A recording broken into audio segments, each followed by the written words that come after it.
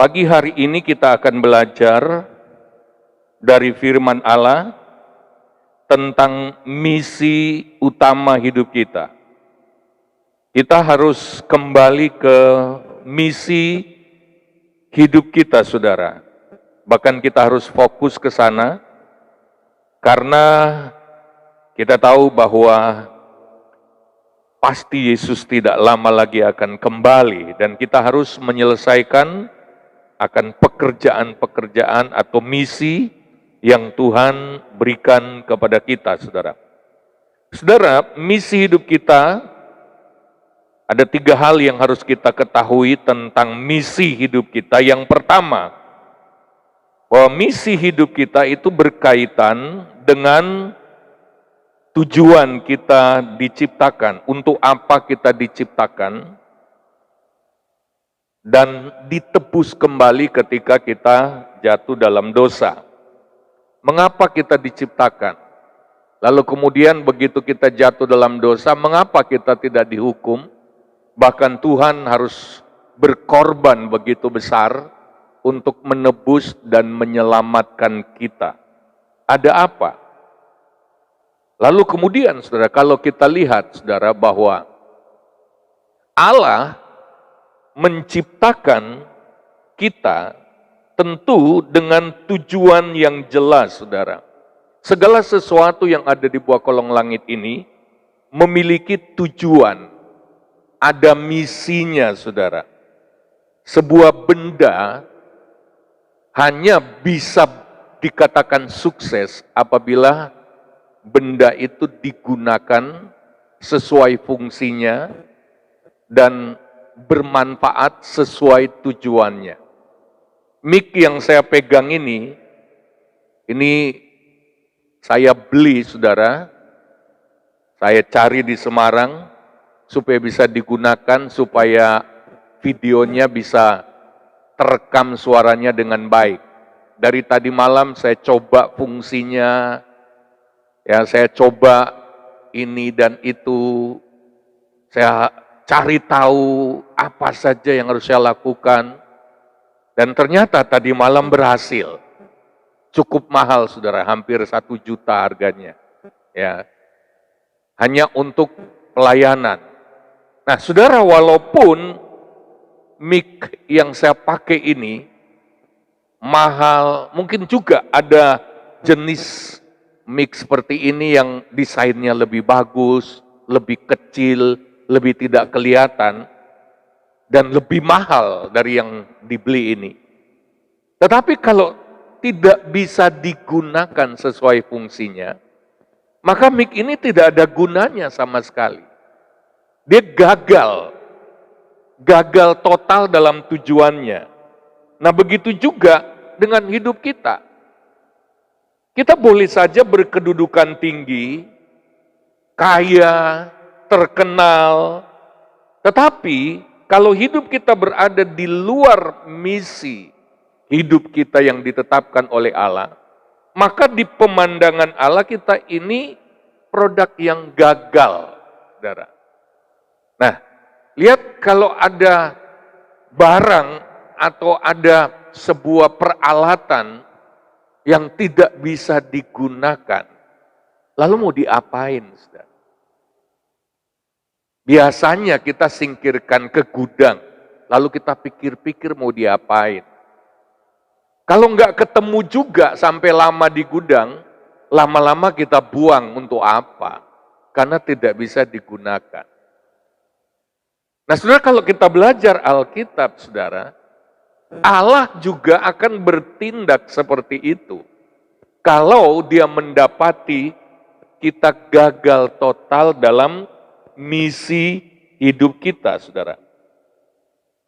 Yang kedua, saudara, kita bisa melakukan sesuatu yang baik, bahkan sangat bersemangat melakukannya, tetapi salah dalam misi, saudara. Oleh sebab itu anak Tuhan nggak bisa ngarang gitu. Ngarang itu maksudnya gimana? Ini saja kan sudah bagus. Saya mau lakukan ini.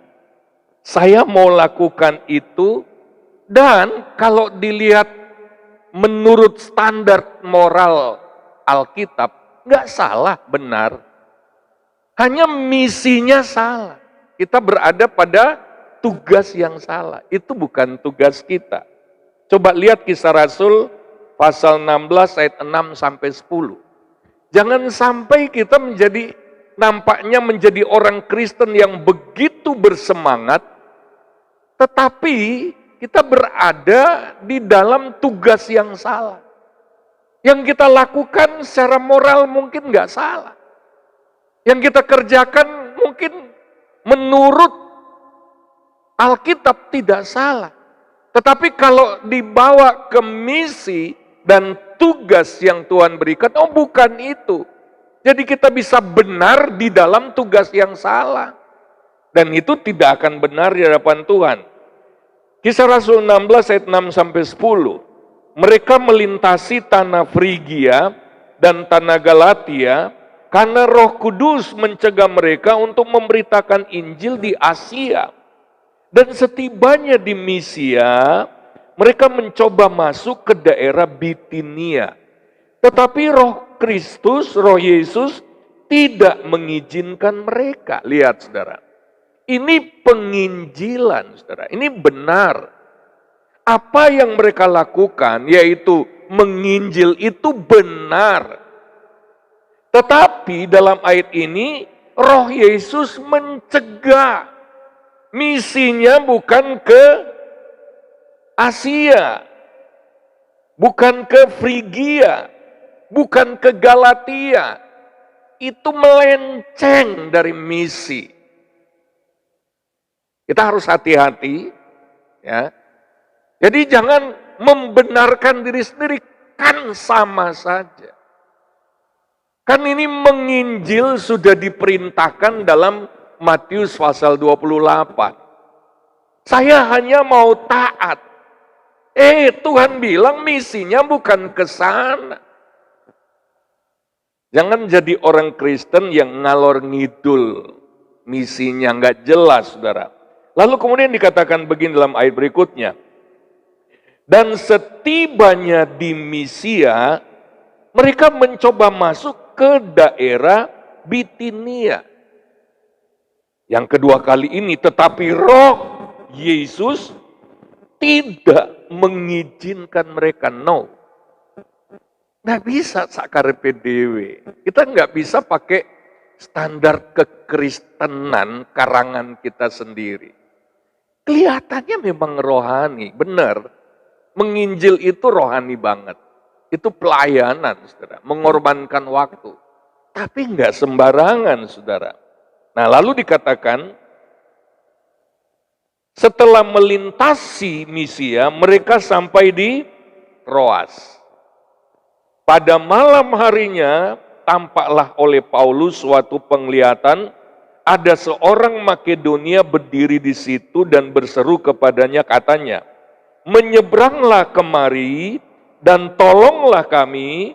Setelah Paulus melihat penglihatan itu, segeralah kami mencari kesempatan untuk berangkat ke Makedonia, karena dari penglihatan itu kami menarik kesimpulan bahwa Allah telah memanggil kami untuk memberitakan Injil kepada orang-orang di sana.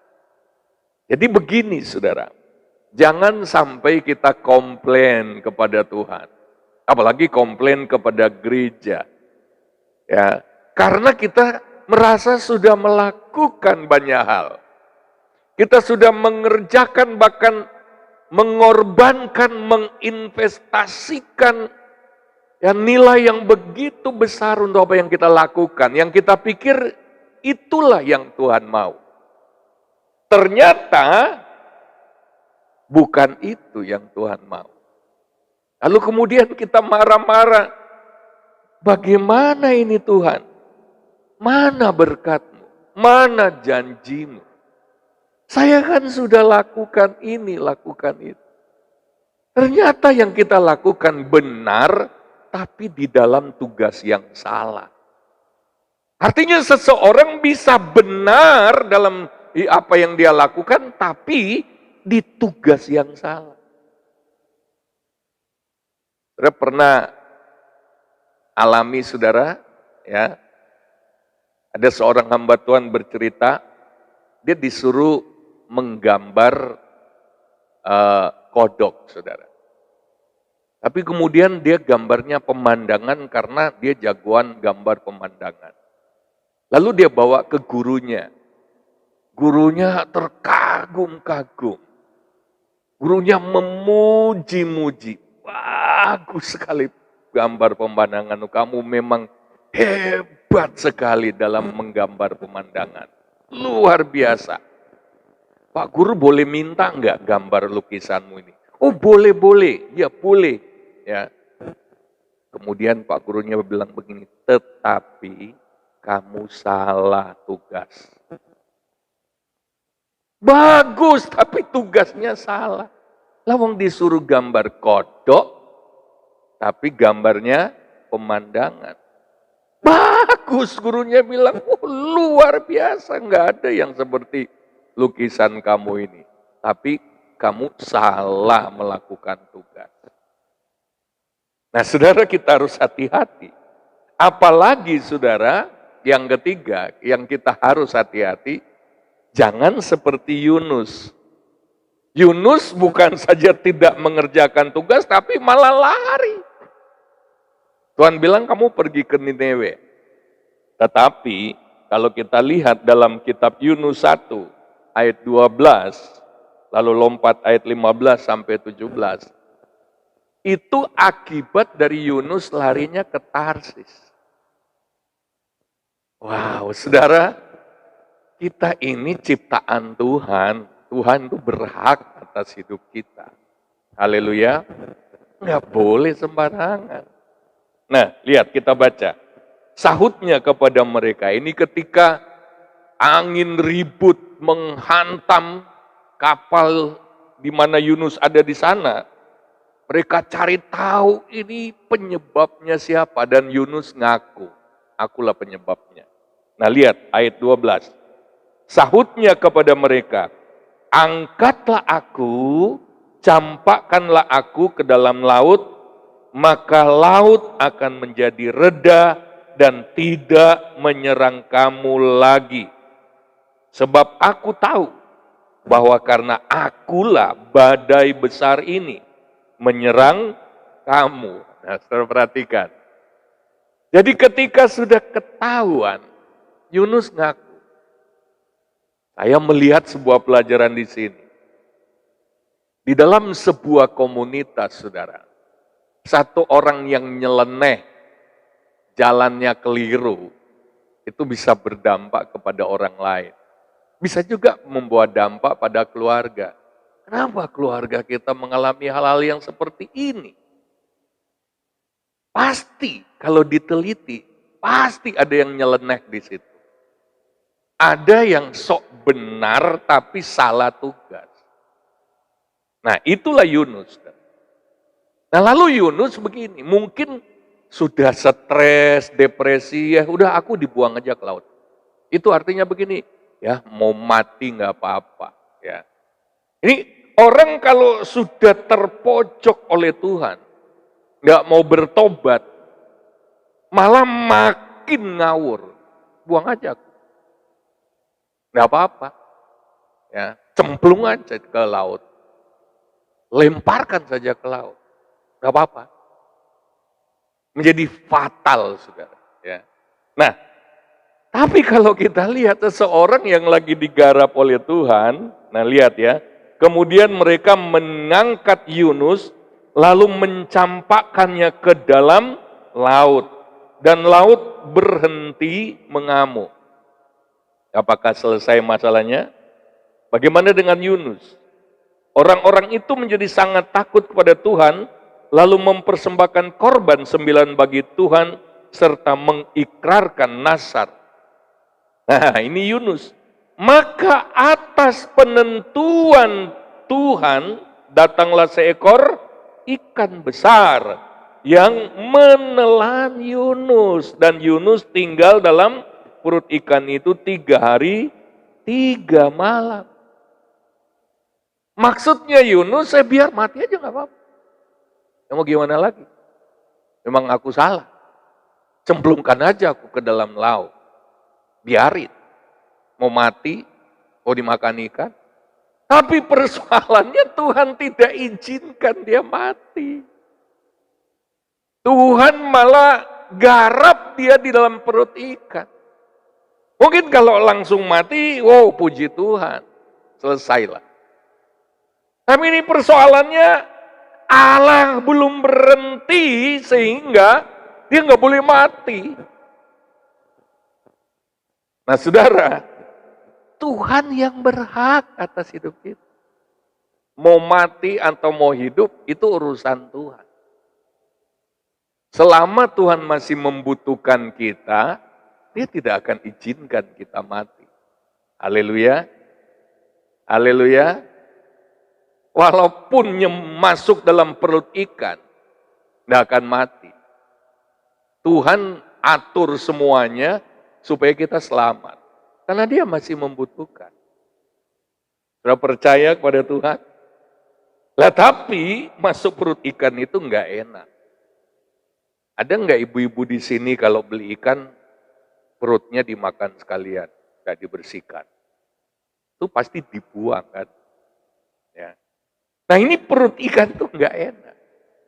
Memang seringkali saudara, ya waktu Yunus waktu dia lari dari panggilannya saudara, dia sementara waktu itu bisa tidur nyenyak. Dia itu bisa ngorok, bahkan mungkin ngiler, tidur ya di bawah. Memang seringkali Tuhan tuh begitu. Dia enggak langsung. Dalam pelayaran itu tenang-tenang saja. Nah inilah yang membuat banyak anak Tuhan itu makin cari gara-gara dengan Tuhan. Karena apa? Enggak apa-apa ternyata. Ya, enggak apa-apa. Tuhan itu ada hitungannya. Panjang sabarnya Tuhan itu ada hitungannya. Kalau setelah belajar kitab Kejadian, kitab Keluaran, itu ada hitungannya. 400 tahun nanti keturunanmu akan diperbudak. Dihitung 400 tahun. Ada batasnya. Sesudah itu benar terjadi di kitab Keluaran. Tuhan bebaskan Israel. Tuhan itu ada hitung-hitungnya. Penyebabnya itu ada. Kenapa dihitung seperti itu? Tuhan itu bukan asal. Dia ada hitung-hitungannya. Oleh sebab itu Tuhan seringkali nggak langsung turunkan hukuman. Sodom dan Gomora itu nanti ketika sudah sampai pada batasnya, baru Tuhan turunkan hukuman. Begitu juga kita anak Tuhan. Kita sudah belajar dari kitab Ibrani 12, itu tahapan-tahapannya saudara, disiplin Allah. Yang pertama itu diperingatkan, dinasihati dulu.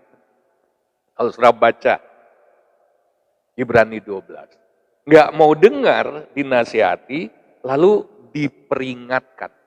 Nah, saudara, Tuhan peringatkan. Nah, kalau diperingatkan, ya, nggak mau ditegur keras. Lalu di ayat-ayat akhir, kalau nggak mau dengar juga digoncang-gancing. Lalu paling akhir, Tuhan itu adalah api yang menghanguskan. Ya, neraka jadinya kan. Tuhan itu bertahap. Makanya ada banyak anak Tuhan, ya apa-apa, main-mainan sedikit, ya cari gara-gara sedikit, nggak apa-apa. Nah sekarang saudara, apa misi utama hidup kita anak-anak Tuhan? Yohanes 17 ayat 18. Sama seperti engkau telah mengutus aku ke dalam dunia, demikian pula aku telah mengutus mereka ke dalam dunia. Yang pertama, ternyata kita di dalam dunia itu menjadi utusan Kristus. Haleluya. Nah, utusan Kristus ini adalah status yang sama seperti ketika Bapa mengutus Kristus. Makanya perhatikan kata, sama seperti engkau mengutus aku, kata Yesus. Demikian pula aku mengutus mereka. Statusnya sama. Ya. Berarti ada tugas yang sama di sana, kecuali pekerjaan salib. Itu hanya Yesus yang bisa lakukan. Nah, mari kita lihat arti kata mengutus. Itu diterjemahkan dari kata apostelo, yang artinya menyuruh. Jadi kita ini sekarang ini orang suruhan. Kita ini ada majikannya. Kita disuruh. Ada tujuannya. Ada alamatnya.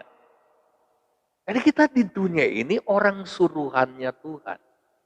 Haleluya. Mari kita sadar, saudara. Sebab ada banyak anak Tuhan, itu lupa bahwa dia itu orang suruhan. Dia lupa tugasnya, saudara. Arti yang kedua itu mengirim. Jadi kita dikirim. Arti yang berikutnya mengusir. Saya waktu ketemu arti kata apostelo yang juga berarti mengusir, saya agak ketawa-ketawa. Ada kalanya Tuhan harus pakai tindakan kasar untuk mengusir kita. Kalau kita sudah terlalu nyaman, kita terlalu berdedek di zona nyaman. Ada kalanya Tuhan itu bongkar bangkir, kacaukan kehidupan kita, hanya untuk mengusir kita, mengutus. Itu yang terjadi di Kisah Rasul. Kita lihat di zaman Kisah Rasul, gereja mula-mula, orang Kristen, anak-anak Tuhan itu terfokus di Yerusalem, saudara. Ribuan mereka terfokus di sana. Lalu cara Tuhan mengusir gimana? Tuhan kirim aniaya. Dan Alkitab menulis mereka menjadi tersebar ke berbagai tempat, dan di sana justru mereka menginjil dan membuat seluruh Asia waktu itu bisa diinjili dalam waktu singkat. Tapi caranya kasar, diusir. Ya mungkin maksudnya untuk kita bukan kita diusir dari rumah kita, bukan. Tapi Tuhan melakukan sesuatu dengan caranya Tuhan, sehingga kita seperti terusir, atau kita seperti diambil zona nyaman kita, di mana kita mau tidak mau harus bergerak. Karena ada banyak anak Tuhan itu duduk manis dalam gereja. Tadi lagunya saya dengan Tuhan itu, saya khususnya mau ketawa ya. Untuk melakukan perkara yang besar. Di perkara besar ini. Ora tau lungo. Ya, lagunya tok. Bersama rohmu. Bersama rohmu kemana? Enggak melakukan apa-apa. Lagu doang tapi enggak pernah dialami. Lagu-lagu yang kita nyanyikan itu baru kita alami kalau kita berada dalam misinya Tuhan. Misi hidup kita. Ya. Kita harus ngerti ini. Eman sayang sekali lagu-lagu yang kita nyanyikan itu semuanya benar. Semuanya bisa kita alami kalau kita berada dalam misi hidup yang Tuhan tetapkan bagi kita. Nggak cuma duduk-duduk begini. Saudara, kalau saya nggak keluar dari kampung halaman saya, cerita hidup saya lain. Saya tidak akan mengalami banyak hal yang luar biasa dari Tuhan. Kalau istri saya nggak diusir Tuhan dari Limpung, tinggalkan pekerjaan, nggak seperti sekarang. Ya tetap bau emping tiap hari. Kalau pulang rumah, Hansen waktu masih kecil, nggak mau mandi dulu, karena apa? Mampu emping. Mami kan, mandi dulu, bau emping. Ya, tiap hari bergelut dengan emping. Ya. Nah, Tuhan usir dari Limpung. Saya bilang amin, Ibu Gembala. Ya, supaya bisa menjalankan misi. Itu karena kami hamba Tuhan, kan? Nah, saudara, arti yang berikut, mengutus atau utusan ini adalah duta besar atau ambasador. Ambasador itu atau duta itu mewakili. Saudara. Oh, wakil, mewakili Kristus. Kita lengannya Kristus. Jangan jadi lengannya Kristus yang keplek, yang nggak bisa apa-apa. Jangan jadi lengan Kristus yang setrok. Kita harus kerjakan tugas kita. Haleluya. Mau nggak jaminan, support, backup kerajaan Allah itu diberikan pada kita? Mau nggak? Tuhan tidak akan menahan apa yang kita perlukan. Lalu kemudian mengutus atau apostelo juga mengandung arti pembawa berita penting. Jangan sampai kita nahan berita. Berita penting di sini bisa juga berita darurat. Kalau terlambat disampaikan, orang yang harusnya mendengar celaka. Dan penyebabnya adalah kita. Karena beritanya itu sudah dititipkan melalui kita, melalui utusan, kita sebagai utusan. Cepat sampaikan ini. Ayo bergerak cepat sampaikan. Ya, terus hidupkan. On, harus selalu on. FM-nya, frekuensi, hubungan kita dengan Tuhan harus selalu terbuka. Supaya seperti rasul-rasul tadi dalam penginjilan, Tuhan bisa arahkan langsung, kapanpun, nggak sembarangan. Di sana lebih darurat, di sana lebih emergensi, di sana yang sudah gawat. Di sini jangan dulu, ke sana dulu. Itu misi. Haleluya. Nggak bisa kita ngarang. Nggak bisa kita seenaknya. Gini aja nggak apa-apa. Nggak bisa. Kita harus patuh kepada yang mengutus kita. Jadi kita di dunia ini bukan wisatawan, bukan. Kita di dunia ini bukan piknik, bukan untuk bersenang-senang, bukan untuk apalagi tinggal selamanya, bukan. Kita orang suruhan Allah, duta besar kerajaan Allah, ambasador kerajaan Allah. Satu saat kita akan pulang dan mempertanggungjawabkan tugas kita. Selesai dengan baik atau tidak. Saudara, kalau saudara menemukan, kalau saudara mulai menemukan indahnya menjadi utusan, saudara nggak akan tertarik lagi dengan piknik, wisata, enggak. Ya, Ibu Gembala, saya dengan Gembala kalau pergi kemana-mana, pulang ketawa-ketawa. Kenapa ketawa-ketawa? Pergi kemana-mana tapi enggak kemana-mana. Kalau cuma kami berdua, saudara, kami itu kemanapun, kalau panitia menahan misalnya, ya tinggallah barang 1-2 hari kita akan antar plesir ke tempat-tempat atau ke objek-objek wisata. Enggak. Kami itu sudah menemukan kebahagiaan, kepuasan ketika melayani. Haleluya. Pemandangan orang-orang dipulihkan itu tidak ada bandingnya. Tidak ada tempat wisata yang bisa mengalahkan itu. Berapa waktu lalu saya ngomong-ngomong dengan Ibu Gembala. Saya itu sangat senang sekali ketika orang-orang yang saya bimbing, yang saya motivasi, mulai terangkat hidup. Yang saya maksud itu orang-orang yang bukan anak Tuhan. Karena kami sering didatangi anak-anak muda yang bukan orang gereja. Yang nangis-nangis.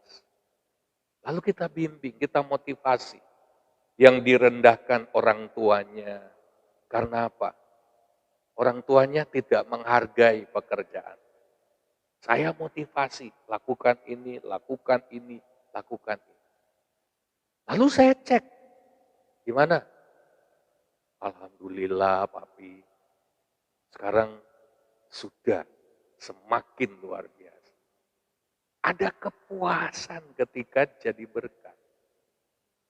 Berapa banyak orang di Beleri yang Kalau sudah mengeluh, ada satu orang, saudara, yang saya cuma bilang bertahan 3 bulan lagi ya, 3 bulan lagi. Sekarang kalau saya tanya, sekarang masih mau pindah? Oh enggak.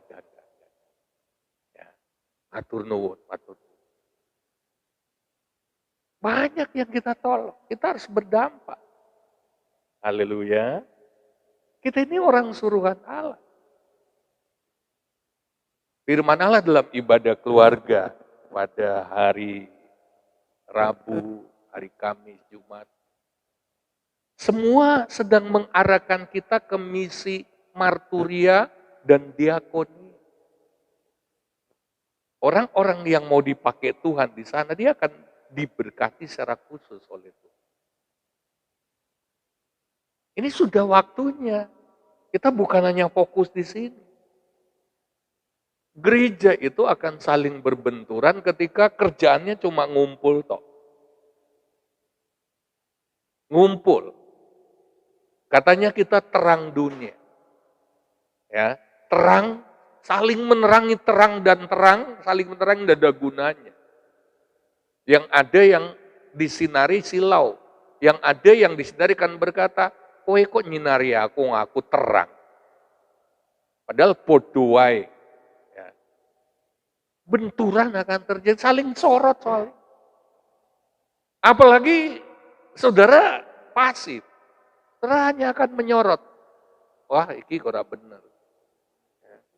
Orang-orang yang walaupun masih punya banyak kekurangan, tetapi terus-menerus mengerjakan misi hidupnya, lebih dibela Tuhan ketimbang pengeritik.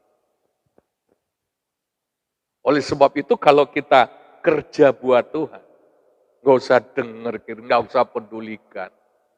Itu cuma pengalih perhatian, jalan terus. Kalau Tuhan pakai ukuran sempurna baru dia pakai saya nggak dipakai Tuhan. Nggak ada orang yang sempurna. Amin. Jalan saja. Semakin kita fokus kepada misi hidup kita, semakin Tuhan bela kita. Tuhan nggak bela kekurangan kita, tapi dia tetap bela misinya dalam hidup kita. Kalau sampai terganggu, berbahaya. Nah, mari kita lihat. Utusan atau apostelo adalah kehormatan. Katakan kehormatan. Karena utusan itu, ya kalau ada orang datang ke kita, terus kita nggak kenal, terus kemudian kita tanya, siapa ya? Oh maaf, ini saya utusan dari. Kalau orang yang mengutus dia itu adalah orang yang kita hormati, apalagi atasan kita. Mari masuk. Silakan duduk. Karena kita tahu siapa yang mengutus dia. Saudara, kalau kita jadi utusan Tuhan, itu kehormatan. Kita itu wakil dari yang mengutus kita. Kita tidak datang bawa diri kita. Mungkin kita kecil, mungkin kita kuntingen. Tapi kalau kita ini ketahuan utusan siapa, wibawa yang mengutus kita itu ikut kita. Orang nggak lihat formatnya kita. Orang melihat atau siapapun yang menerima kita, dia tidak melihat mungkin kita nggak ganteng, nggak cantik, bukan itu urusannya. Siapa yang utus dia? Kalau ada orang mungkin mulai bertingkah, bersikap keliru, kita akan yang sembarangan. Kecil-kecil begitu dia utusan. Haleluya.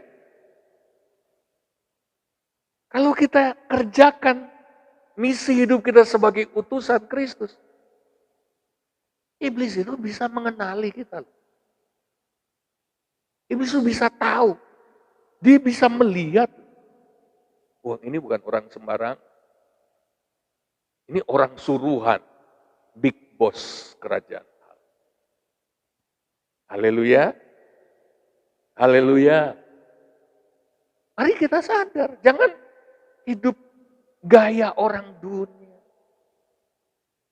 Walaupun kita tiap minggu datang di gereja, tapi yang terpenting dari kekristenan itu adalah setelah kita keluar dari gereja. Setelah kita ada di luar atau di tengah-tengah lingkungan masyarakat. Jangan amnesia secara rohani. Jangan lupa diri. Kami terus berlatih. Mau keluar. Walaupun itu diajak orang misalnya. Tapi di sepanjang perjalanan hati saya selalu berdoa. Tuhan, aku ini utusanmu, ntar aku akan kerjakan apa. Tidak akan lupa. Haleluya. Ya. Dalam Matius 10 ayat 40 sampai 42 perhatikan Saudara. Ini utusan ya. Barang siapa menyambut kamu, ia menyambut aku. Haleluya. Dan barang siapa menyambut aku, ia menyambut dia yang mengutus aku. Ini soal utusan. Kalau saudara ketemu dengan orang yang saudara tahu, wow ini orang misi. Apalagi banyak kesaksian tentang misi yang dia lakukan, yang dia kerjakan. Ketika dia cerita jangan bilang begini, wah sok. Kalau memang ada bukti dia mengerjakan, walaupun dia masih banyak kekurangan, dia masih lebih baik dari saudara kalau saudara tidak kerjakan misi. Dan Alkitab mengatakan, kalau kita menyambut dia, kita sama dengan menyambut Yesus. Sama dengan menyambut Bapa. Haleluya. Nah coba bayangkan kalau utusan itu adalah kita. Itu artinya kita bawa Kristus kemana-mana. Kan siapa menyambut kita, menyambut Kristus kan? Amin. Kita representatif. Kita gambaran. Kristus itu kayak gitu. Walaupun yang kita gambarkan baru sebagian dari Kristus, enggak masalah. Karena kita terus bertumbuh. Baru satu sisi dari kehidupan Kristus yang kita tunjukkan, enggak masalah. Tapi ketika kita jadi utusan, Tuhan itu sangat melindungi. Haleluya. Artinya sikap kita terhadap utusan dianggap penyikapan kita terhadap Tuhan. Wow, haleluya. Jadi sikap kita terhadap utusan Tuhan, itu di pemandangan Tuhan itu sama dengan penyikapan kita terhadap Tuhan. Tidak bisa sembarangan. Kelihatannya orang suruhan. Tetapi ini orang spesialnya Tuhan. Amin. Mari lihat ya ayat selanjutnya. Barang siapa menyambut seorang nabi sebagai nabi, ia akan menerima upah nabi. Dan barang siapa menyambut seorang benar sebagai orang benar, ia akan menerima upah orang benar. Dan barang siapa memberi air sejuk secangkir saja pun kepada salah seorang yang kecil ini, karena ia muridku, aku berkata kepadamu sesungguhnya ia tidak akan kehilangan upahnya daripadanya. Sampai Tuhan katakan, kecil memang. Kecil. Tapi kamu cuma kasih secangkir air sejuk. Kamu tidak akan kehilangan upah. Haleluya. Ya. Ini padahal yang Yesus gambarkan murid kecil. Ini bukan standar dunia itu orang-orang seperti bukan orang-orang yang luar biasa. Orang-orang dunia pada zaman rasul-rasul menganggap Rasul Petrus dan lain-lain orang-orang biasa. Itu dalam bahasa asli, saudara. Maaf gitu. Dalam bahasa asli itu orang idiot. Orang yang bodoh. Itu bahasa aslinya. Nanti kita kupas lain waktu. Idiot. Tetapi masalahnya dia murid. Dan dia sedang jadi utusan. Makanya saya ingin katakan, adalah sebuah kerugian besar kalau kita tidak mau jadi utusan. Kalau kita anteng wae. Yang penting aku masih percaya Yesus. Yang penting aku masih bahasa roh. Yang penting aku masih berdoa. Masih ibadah keluarga. Loh, kita sudah terlalu lama dibimbing. 2 tahun loh ibadah keluarga. Tujuannya, outputnya, ini utusan.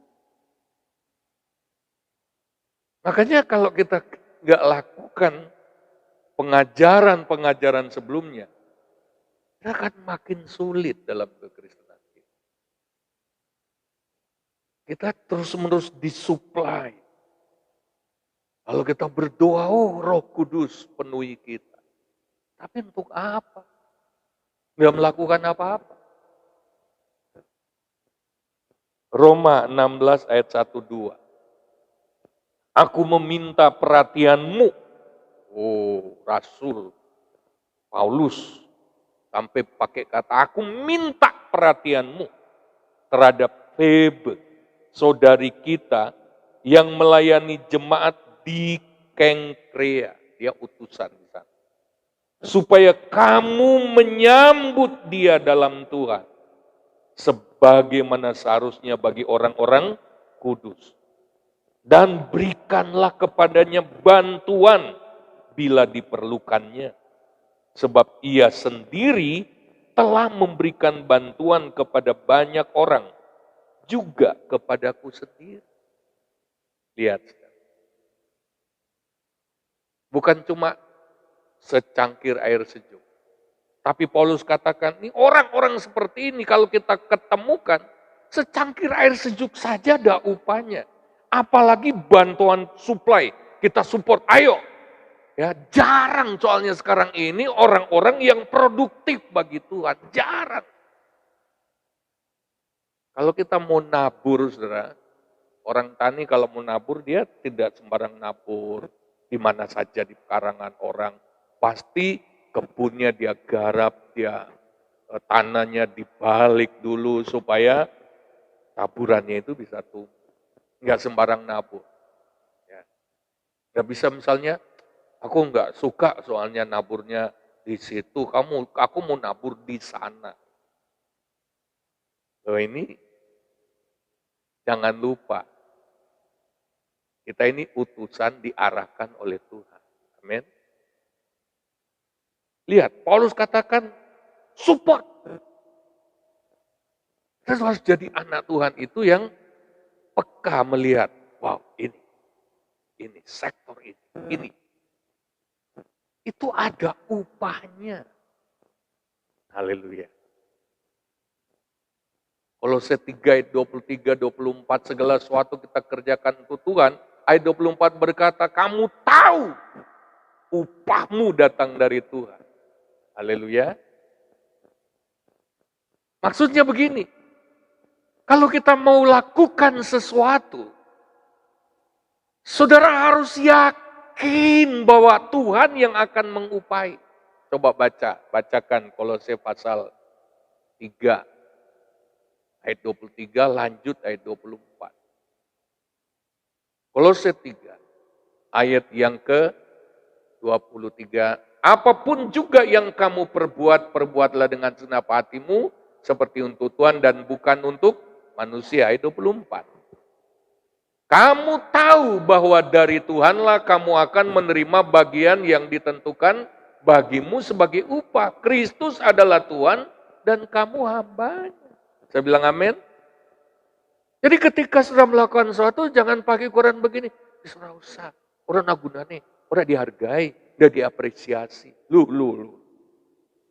Jangan cari apresiasi dari gereja.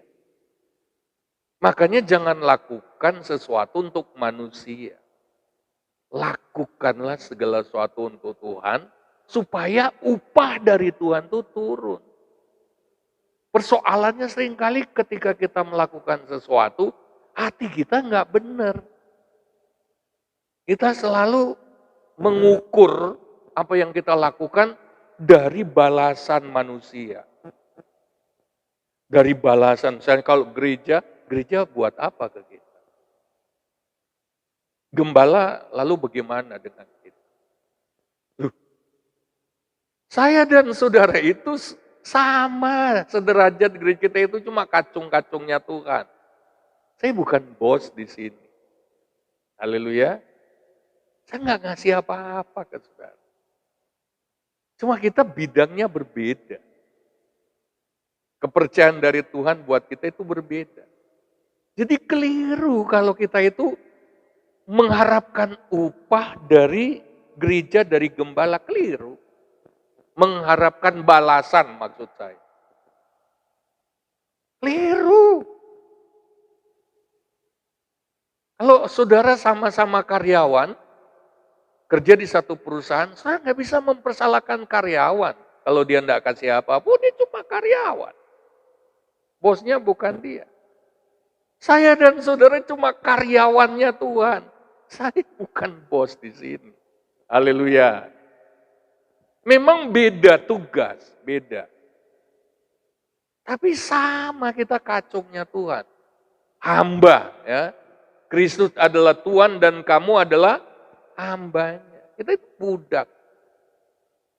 Nah, kita harus ngerti. Nah, kenapa seringkali apa yang kita lakukan, kita tidak mengalami berkat? Karena hati kita melakukannya bukan untuk Tuhan.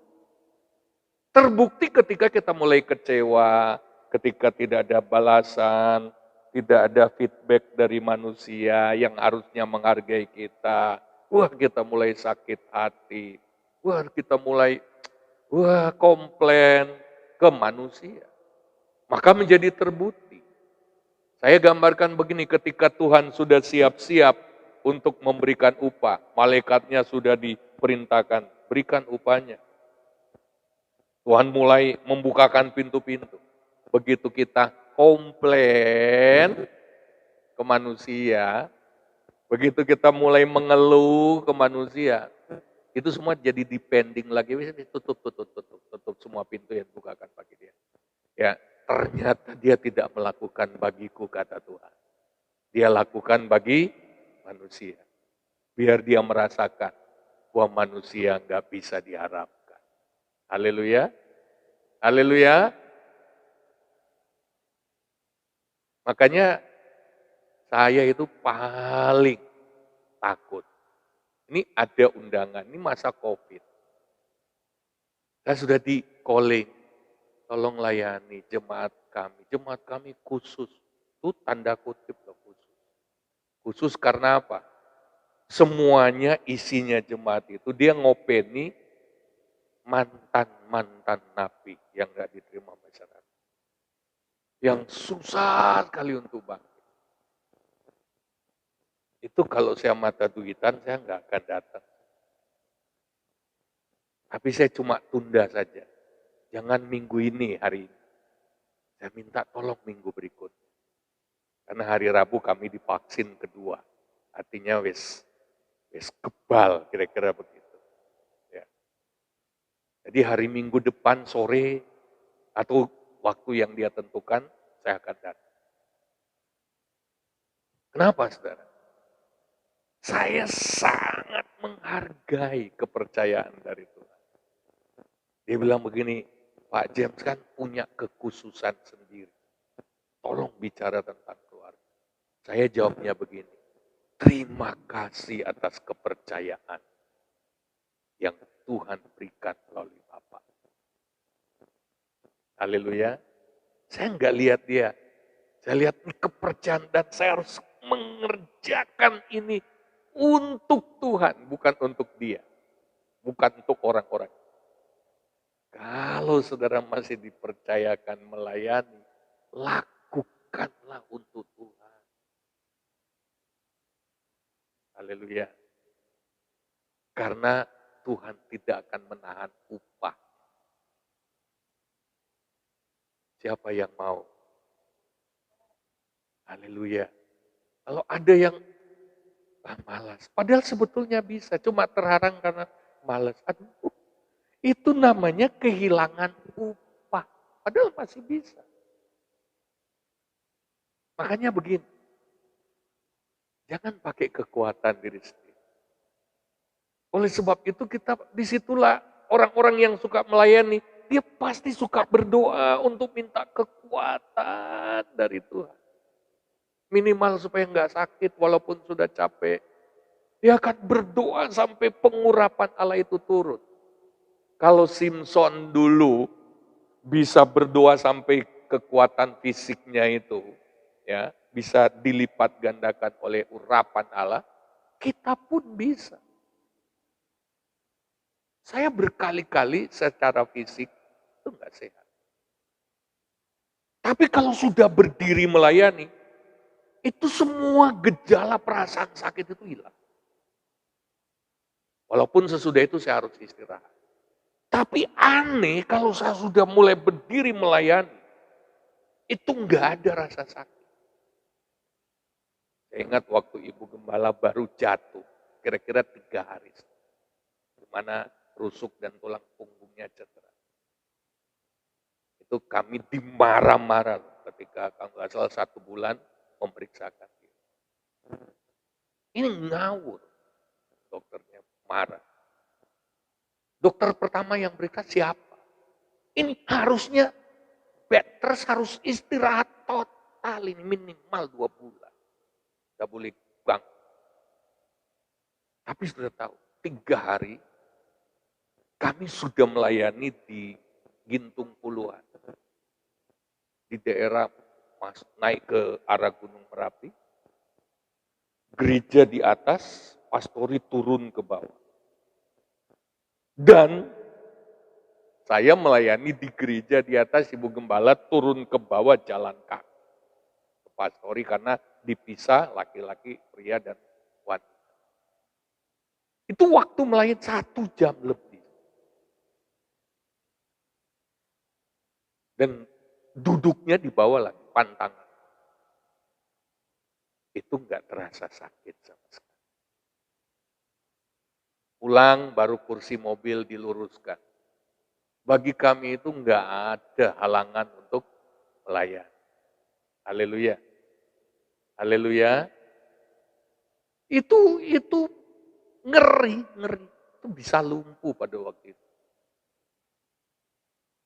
Karena kami punya teman dokter ortoped